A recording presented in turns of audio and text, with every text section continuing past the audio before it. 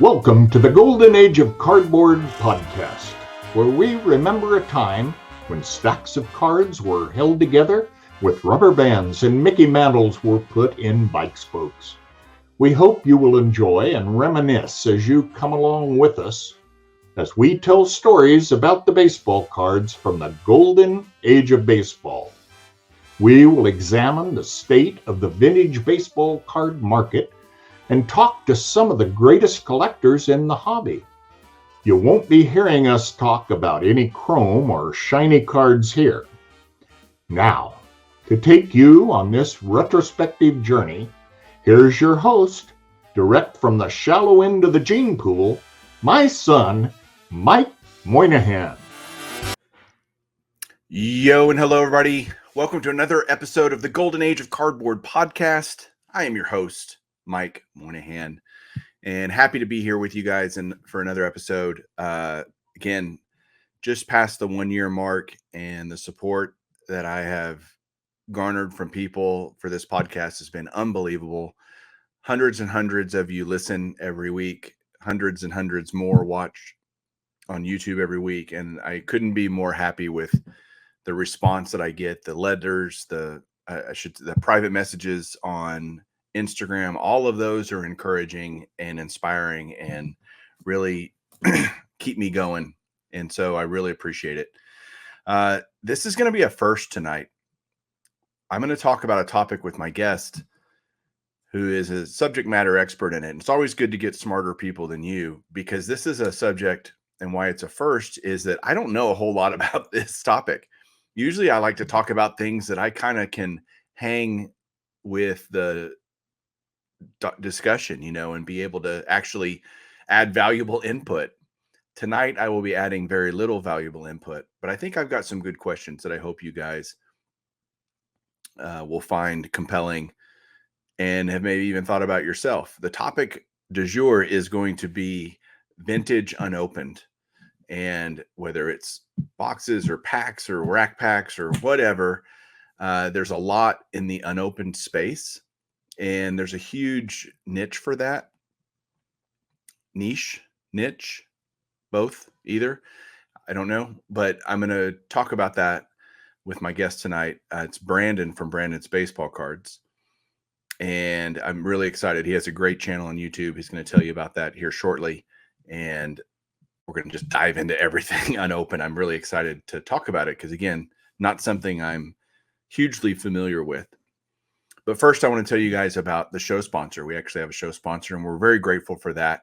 And that is Card Hedge. If you're listening on the podcast, I'm showing right now on the YouTube video their website splash page. It is thecardhedger.com, or cardhedger.com, I should say. They are a great resource for people if you want to research, manage, track your collection. It's just a kind of a one-stop shop, hundreds and hundreds of thousands of cards that are there to manage your collection and to kind of get pricing and all that kind of stuff and stay ahead of the game in this crazy hobby that we live in. So I want to thank Card Hedge for being a sponsor of the show, and go check them out. All right, let's get to the show because this is going to be fun for me. I'm going to go ahead and bring Brandon on right now. Brandon, welcome to the show. How are you, buddy? I'm doing great. How are you doing, Mike? Thanks for having me. I'm doing well, and you're welcome. You and I have known each other a year or two, maybe. Does that sound about right? Yeah, I think 2 years now. You were the first subscriber to my YouTube channel. Well, so thanks for that. Yeah. You're welcome. I really, and this is going to sound probably very cheesy, but I love discovering new channels. I love helping new channels grow, especially when they are doing.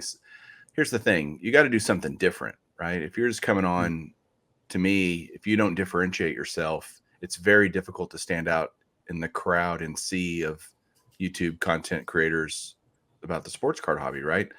And you are definitely unique. And I like you. You are not afraid to share your opinion on certain things, and I love that. You're definitely not out to just say what the party line might be, so to speak, on a certain issue. You speak your mind. I appreciate that, respect that, and you have a knowledge about unopened that I have tremendous respect for. I watch all your videos, by the way. And I'm always going, man, that's really cool. And that's a Pandora's box that I do not want to open in terms of starting to collect unopened. So I live vicariously through you by seeing what you're getting constantly. And I know one of my favorite things that you and I share is we on Bench Clear did a video, I guess it was late last year with our wives. Mm-hmm. You remember that? That's literally one of the favorite pieces of content that I think we have put out on Bench Clear in the year and a half that we've been doing stuff, because it's different, right? Did your wife enjoy that? Yes, she did. She had a great time with it, and it was nice to interact with other spouses of collectors. Kind of gave some perspective on, there's a lot of different ways to collect, and as you point out, what I do is very different than the way a lot of other people collect. But it was a lot of fun. She had a great time. Yeah, she probably realized that you're not as crazy as like some of us, like poor Julie, what she has to deal with. It's all relative, right? And she made me some perspective on that. That's good. So let's get right into the topic, because I have a bunch of questions for you. Sure. First of all, how did you get started into unopened? Like, what's the attraction for you? Why do you love it so much? What's your collecting history a little bit? Kind of tell people that story. Sure. It really started, like a lot of my collecting, with my grandfather. I've been collecting since I was about 6 years old, and he has a card room in his house in Florida where I grew up. And I would go back there and as a kid and just plunder through cards. And he's really the one that got me started. And he, at the entrance to his card room, he had a whole bunch of vintage wax packs, 1971 Topps football, 1971 O-Pee-Chee baseball, a 1961 Fleer football wax pack, some really, really cool old wax packs. And I always asked him, where did you get these from? And he was just, he'd been collecting long enough. He couldn't really remember. He's like, that was just a trade a long time ago. I don't really know much about those. And I was just intrigued. Why weren't these opened? Why are these still in the original packaging? And the artwork was cool on them. And so, and a few of them over the years, we actually did open up some of them. Now, with the way the market is, it was not the smartest decision, but that's hindsight, I guess, for you. But that's really how I got started. And then, but I didn't really collect unopened until maybe 5 years ago, give or take. I started with wax packs, graded wax packs. So I bought some 79 Topps baseball wax packs, some 81 Topps football wax packs. Basically, any pack that I liked the artwork on it, I bought it. And then, for whatever reason, after maybe a year of doing that, I bought a 54 Bowman football penny pack at the National in 2018. So that was pretty wild, because for me, that was, it's such an old pack that the fact that it's unopened is insane. And then for whatever reason, for the past couple of years, I've just been rack packs. That's my sole focus. I don't do cellos because they're hard to authenticate. If you buy it raw on eBay and it's vintage, there's a chance you're getting screwed, that it's been resealed. It's hard to tell. With rack packs, I feel confident in my knowledge base, and that's why I really focus on now. Okay. Yeah. That's awesome about your grandfather. I think collecting, the gene is certainly handed down from generation to generation. My dad has a collecting gene. I think my grandfather did. I didn't know him. He died when I was really young. But point being, you had that somebody, got you interested, and there was a light, and he encouraged that. He didn't squash that and say, "Oh, don't do this, kid. It's not worth your time." It sounds like he was very encouraging. Yes, and I think sometimes too encouraging, because there have been times where he's, "Oh, no, you come back to the card, and come back to the card room. Look at some more stuff with me, and it's fun, but it's also, as you know, the more that you look, the more you go and buy stuff, and it's a vicious cycle to to go down. So I try to. It's a constant struggle to moderate, and to ask myself, is this something you need right now, or, but I think that's a struggle we all have. If only we all had unlimited funds. We don't. Yeah, no right? kidding. Yeah. But that's part of the fun, is trying to juggle that and trying to make decisions. it's part of life, right? And Yeah. everything, and cards are no different. You have to go, well, do I want this or that? I can only get one, and that's Yeah. kind of how we all live. I think we have to live that way. So just talking about unopened in general, okay? Sure. And I know you specialize in unopened rack packs, but Mhm. I want to kind of just explore the whole idea of unopened. I mean, wait, other way. Behind me, down there, I have some Mhm. unopened boxes. Most of it's modern stuff. I have like an 81 Fleer unopened box, 87 tops, but that stuff, the 80s stuff is relatively easy to find. Although every time a box is opened, there's one less box out there to be sealed, right? And Mhm. so it's not infinite in terms of the number of unopened pieces out there. And, I see things like at the National, they opened a 1955 Bowman pack. Do you remember that? That was Yes, I do. When they pulled the mantle. they Yeah, pulled a mantle. That's right. And it graded I want to say a 9. I it think it did. graded a 9. If that sounds right.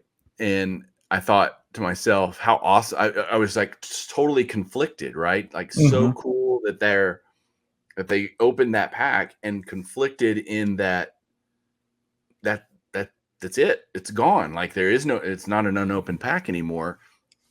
And so the whole joy of pack opening for all of us as a kid, or even now as an adult, Mhm. is what's inside this pack. I wonder what's in here. We know from years and years of experience, decades of experience, that most of the time it's not a whole lot in that pack, right? But it's this gambling mentality, but this time could be different. I could hit the lottery on this pack, that makes the idea of an unopened pack just incredibly tempting, right? You're like, Sure. wait, this pack is meant to be opened. It's not meant to stay sealed forever. It was made to be opened. Yes, absolutely. And Well, and so go sure. ahead. Oh, No, no, go ahead. and I was just gonna say, you have to remind yourself in those moments, especially if it's vintage, right?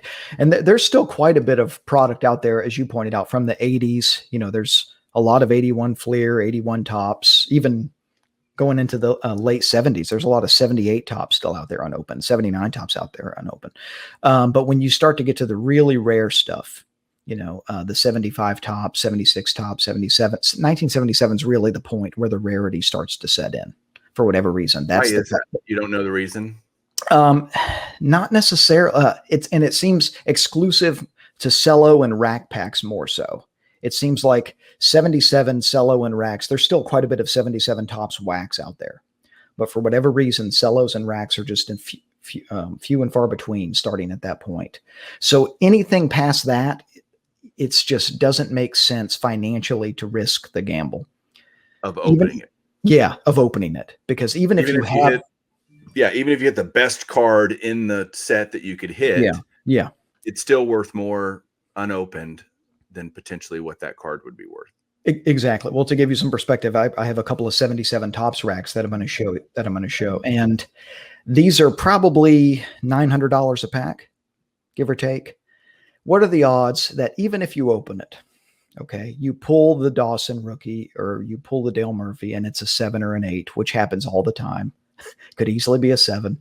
You've just destroyed this artifact, this survivor, if you will, and you have now a card which is cool but not uncommon, or not hard to get a hold of. If you Right. want a Dale Murphy rookie, you can get one. Like there's no ifs, ands, or shortage. buts about it. Yeah. So to me, that's the year. Anything past that, I understand the gambler's mentality a little bit more, but the truly vintage stuff, I just wish people would keep their hands off of it, to tell you the truth.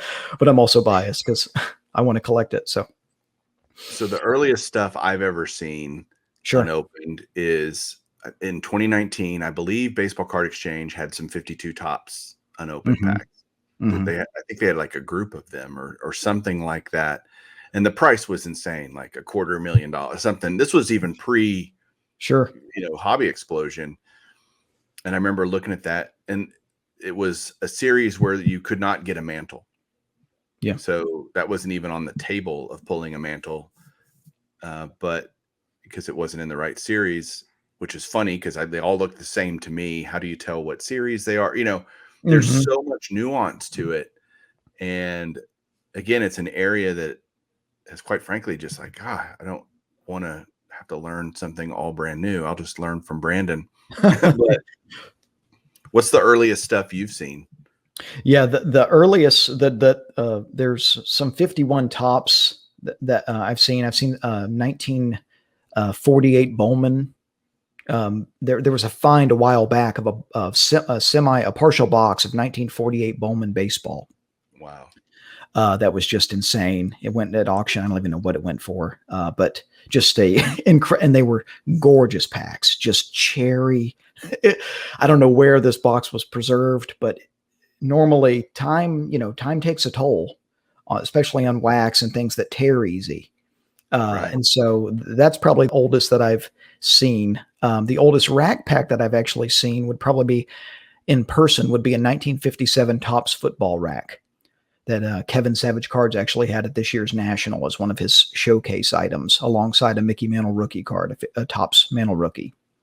Okay. I'd never seen one of those before. But I did see that brick of 52 Topps that Steve at BBC had, and it was a brick of 8, and it ended up selling for almost $500,000.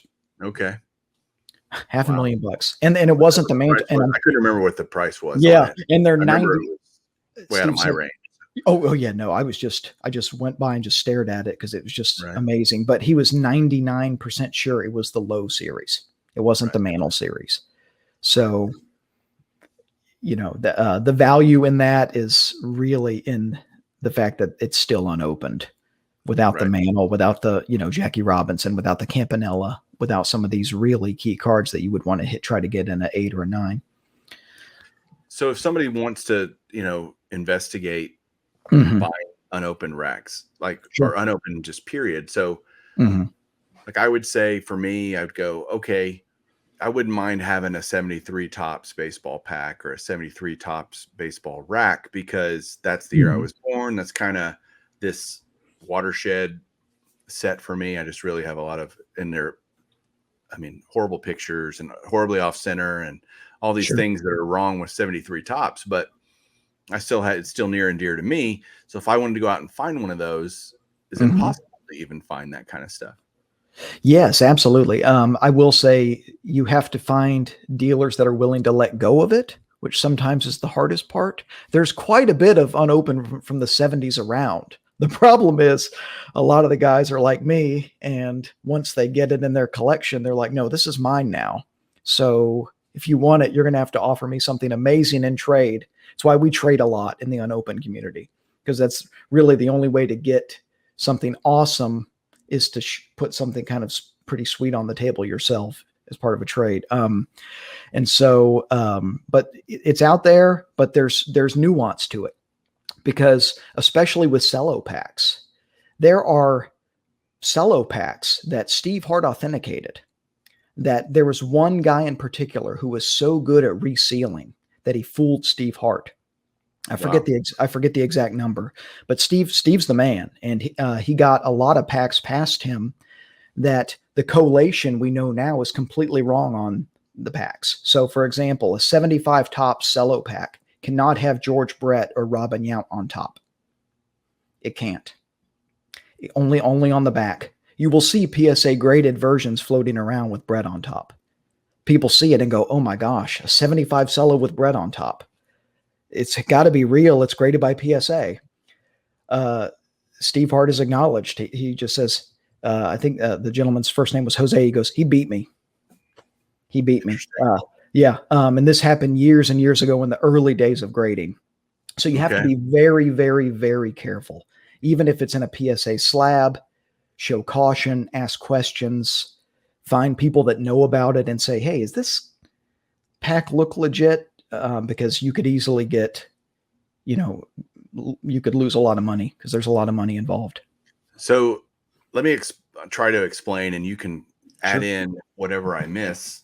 Collation is a word we throw around in the card community because back in the day, they would print cards on sheets, right? They were on these giant sheets. And so as they would cut the cards, they would all tend to be in the same order. You know, they would go, if you got a pack with somebody on front, you could probably go through and go, well, I know I'm going to have this person, this person, this person, this person, because all the packs were collated together. Think about printing on your computer or something. If you're printing a large document of 20 pages and you're printing 10 copies of it, and you tell the printer to collate, it'll put the first 20 and then it'll do the next version of the 20 pages and go on, right? Same is true in baseball cards, as they would collate packs and rack packs and all of that stuff. So that when we talk about collation, when you talk about collation, anything I missed on collation that would be good to add? No, I mean, with rack packs, it's just a little bit different. Cellos and racks are a little different because cellos are about the cards that are before the gum and then after the gum. The gum is the divider for which sheets are possible for a lot of the vintage cellos. For rack packs, it's generally there's 6 sheets generally for the baseball set. There's 2 sheets in the cell closest to the header of the rack that are possible. There's 2 sheets in the middle, and there's 2 sheets at the furthest from the header. And so if you get a rack, one of the things Steve does when he authenticates, he will shift the cards around in the rack and look at the sheets that the cards are in the rack just to see, because if the collation is off, he won't wrap it. If he says, I don't know what's going on here, I'm not saying it's fake, but I've never seen something like this before. So there's more to it than just looking at the seal of a pack. You know, when you're authenticating, there's a lot of knowledge that it takes to do this. Yeah, the depth of it is more than I think people really that aren't in the unopened world might not appreciate how much goes into it. Let's talk about authentication, fakes, reseal. We've kind of danced around this topic a little bit. I want to get right into the middle of it. Sure. The expert on grading unopened is Steve Hart from Baseball Card Exchange, right? Yes. They have, Steve's been doing it for 20 years, I would guess, something like that, probably. He's an expert in the field.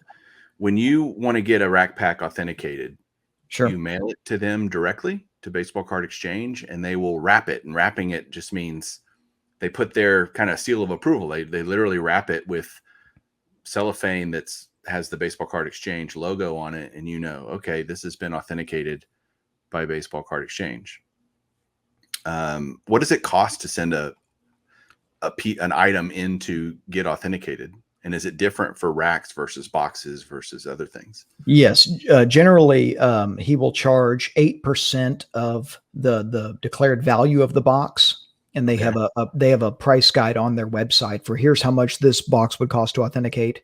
Racks are generally $8 a piece to get wrapped. He puts them in a rack pack top loader that was designed. I don't know how long they've been around, but it's pretty cool. It's just a big top load you can slide your rack packs into, and then they wrap it.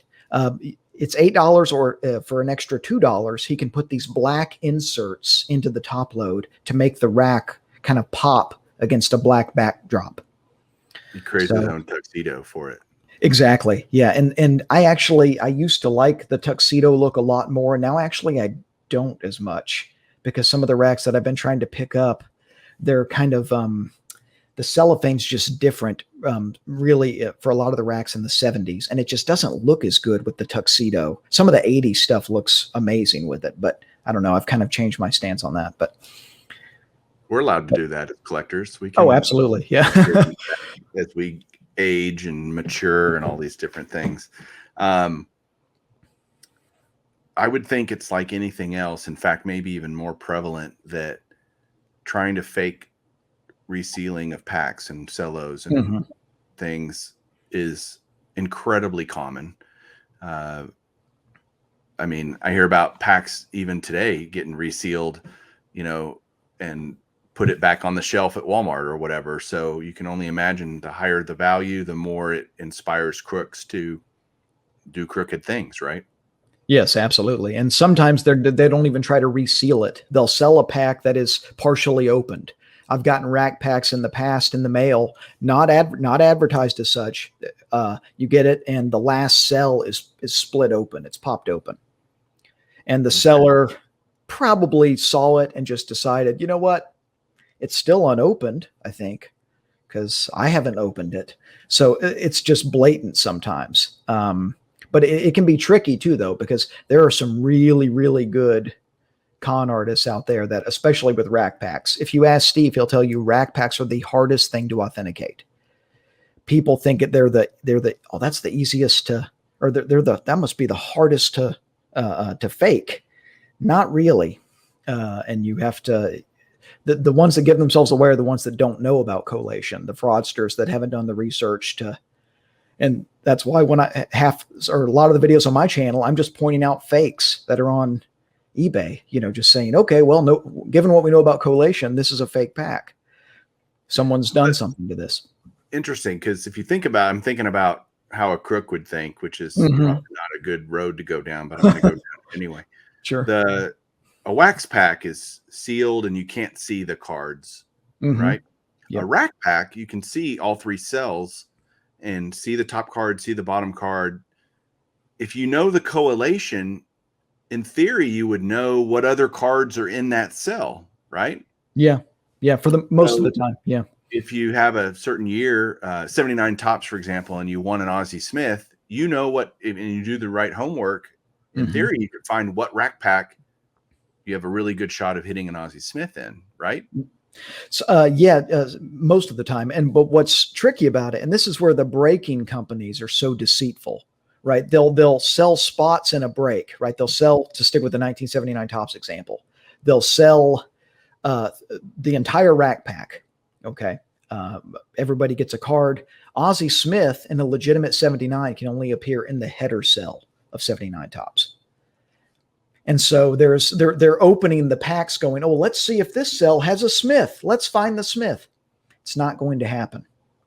It's not going to happen. It's like opening a single wax pack where you actually have a chance of getting the Smith. So right. there's not a greater chance when you open a rack pack if the collation's correct. Right. And some years have collation issues where any card can appear in any cell at any time. 83 tops being one of the most notable.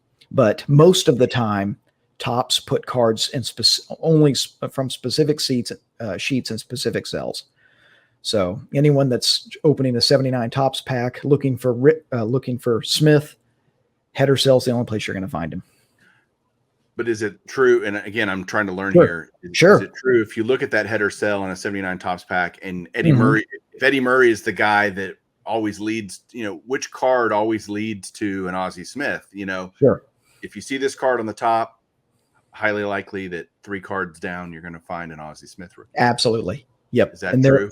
Yes, that is true. And there are indicators for 75s. They're for Yount and Brett. I don't know them off the top of my head, but some of the guys that I've learned from would certainly know that it's not positive.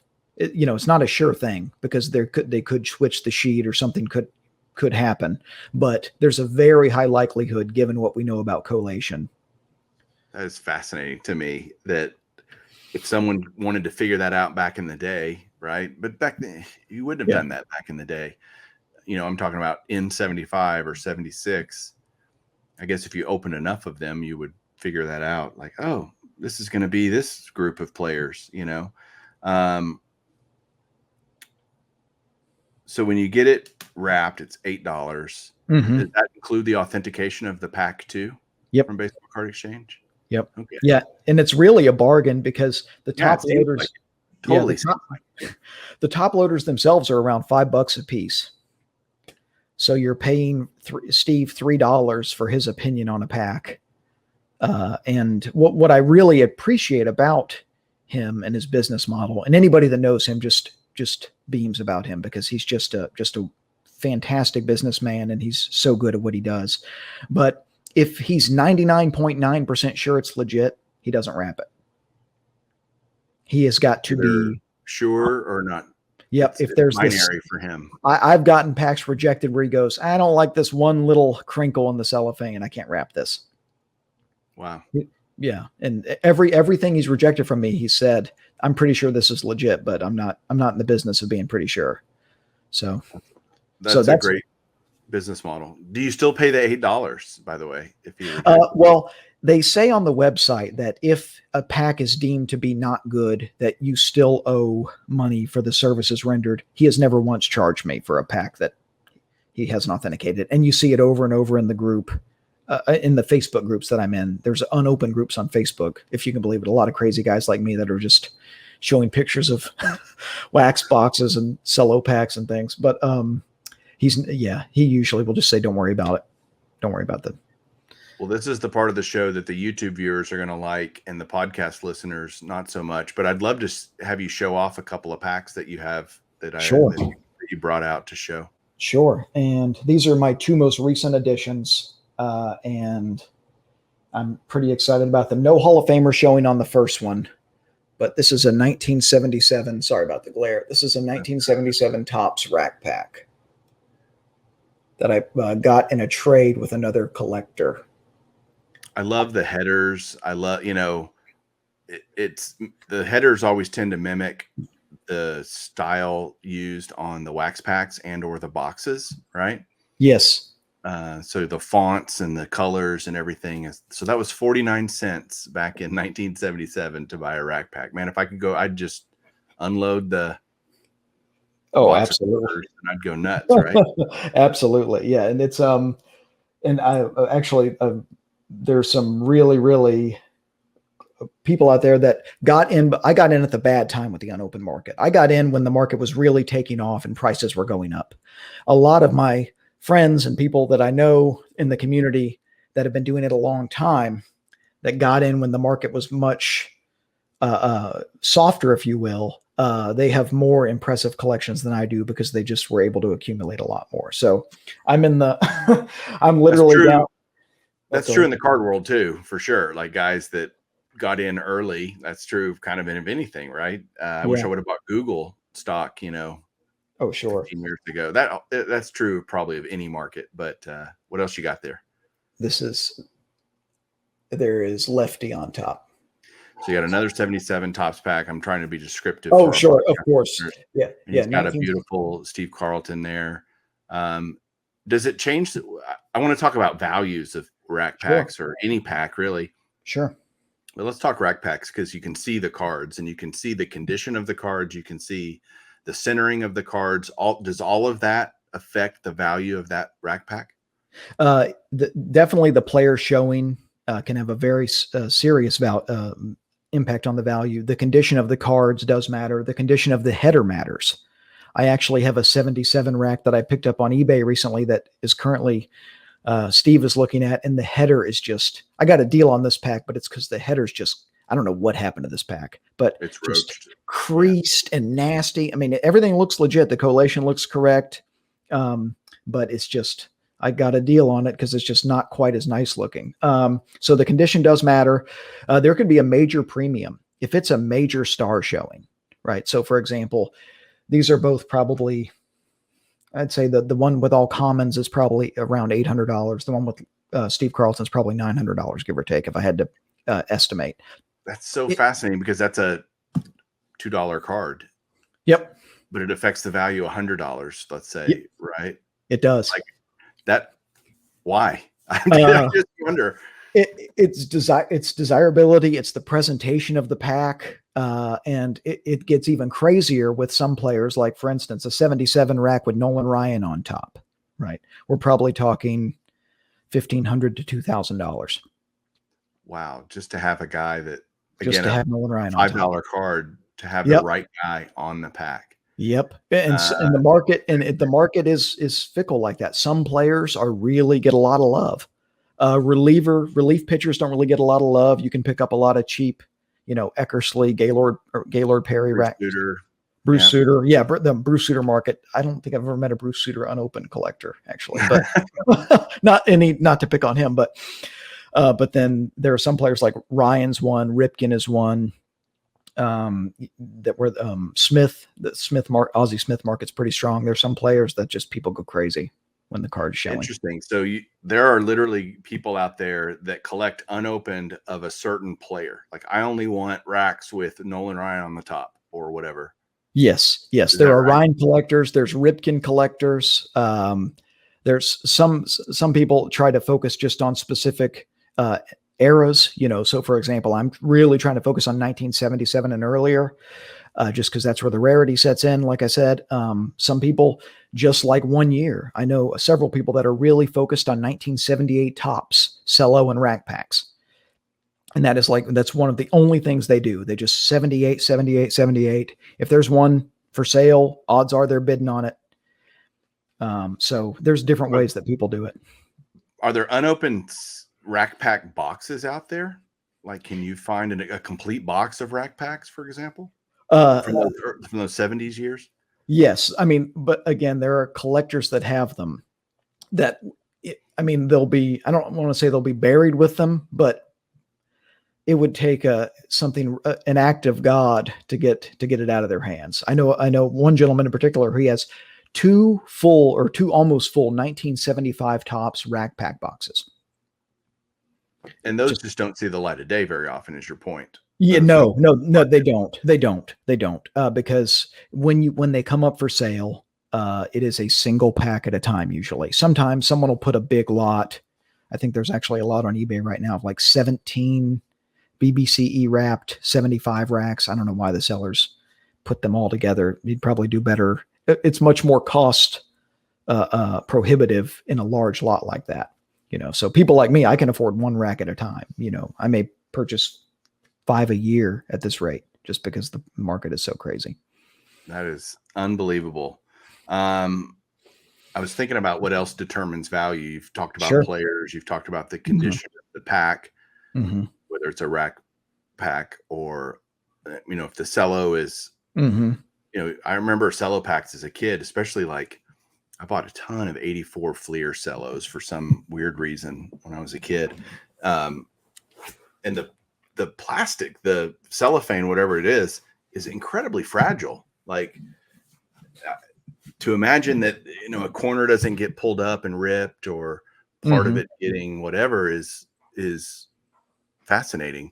And then I have a bunch of rack packs here. I've got a bunch of 88 Fleer. Let's see how close they are. Oh, they're right here.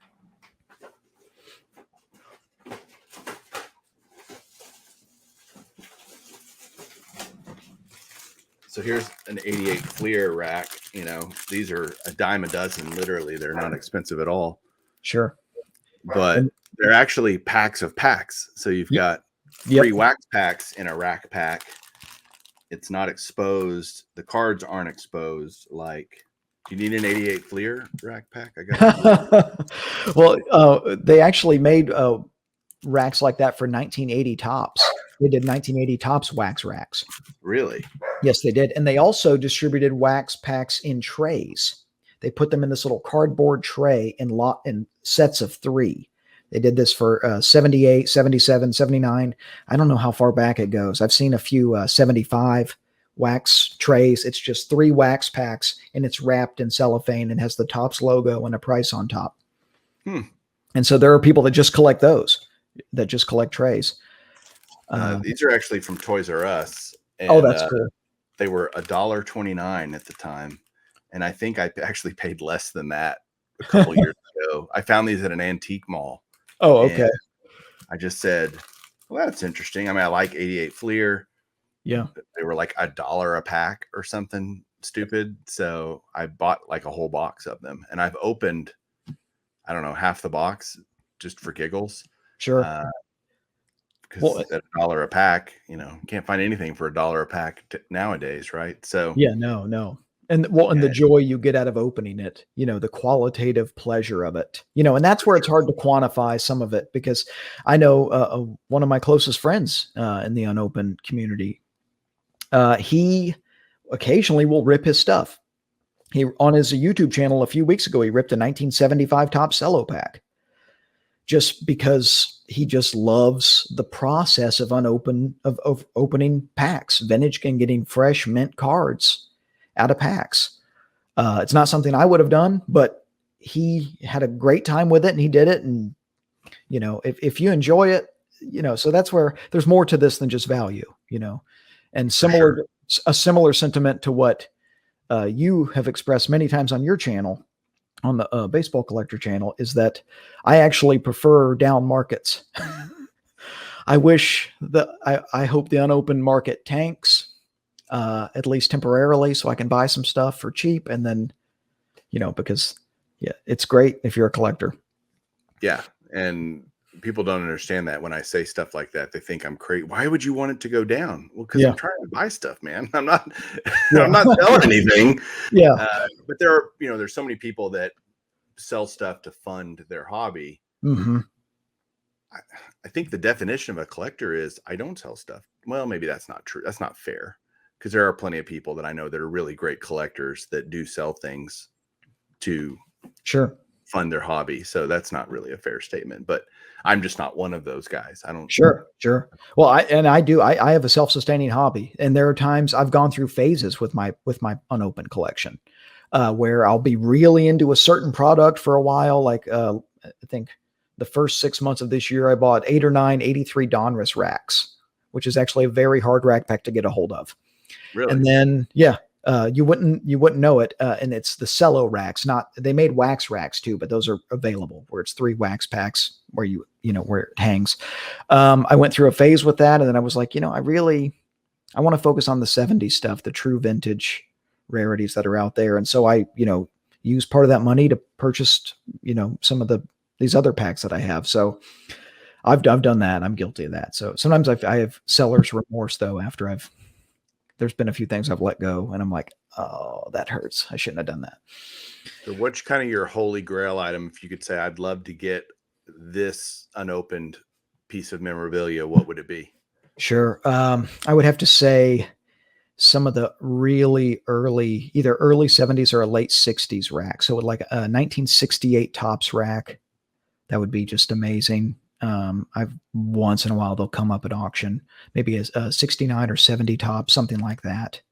And that's really as old as it gets for what we do. There was a few 67s there was a find of 67 racks a while back, and they appeared at auction, and 2 of the racks actually had mantle on top. Oh, wow. Mantle card on top, which you can imagine what those went for. Oh yeah. But something in that era would just be amazing. Maybe someday I'll get one. Someday. We're always on the journey. Yes. Right? It's always about the journey. But Brandon, man, thanks. I want you to tell everybody how they can, if they want to learn more about this, how to find your channel, how to learn more about this stuff, watching you, where can they find you? Sure. My YouTube channel is Brandon's Baseball Cards. I also have a podcast called the Collecting Vintage Unopened podcast that is on Buzzsprout. But I post the videos to the podcast on my YouTube channel. And on there, I interview unopened collectors. I discuss, my history with unopened. It's really just a podcast devoted to this, very niche area of the hobby. And I know on your YouTube channel, at one point you interviewed Steve Hart, right? I did. I interviewed Steve Hart. I've interviewed Kurt Christensen, who is I have a Ripping Vintage Pack shirt on. He's an unopened collector. I thought he'd get a kick out of that if he watches this. But he has been interviewed on my channel. I interviewed recently rack pack collector named Mike Cirencione. Make sure I pronounce his last name correctly. No, not you. Just a really, really nice rack pack collection. There's been a lot of people that have participated, so it's been a lot of fun. Awesome. Well, everybody check out Brandon if you don't already. I encourage it. He does a great job talking about the hobby a lot and what his love is, which is unopened vintage rack packs. So, Brandon, thanks again for being on the show, man. I really appreciate it. No, thanks for having me. It's been a lot of fun. And now I got to be on your show. Yes, absolutely. We'll get you on. I'll have nothing to say because I don't know anything about unopened, but it'll be a short episode, but we'll make it. But we'll have a good time no matter what. And I've had a great time talking to you today. So thanks a lot. Same here.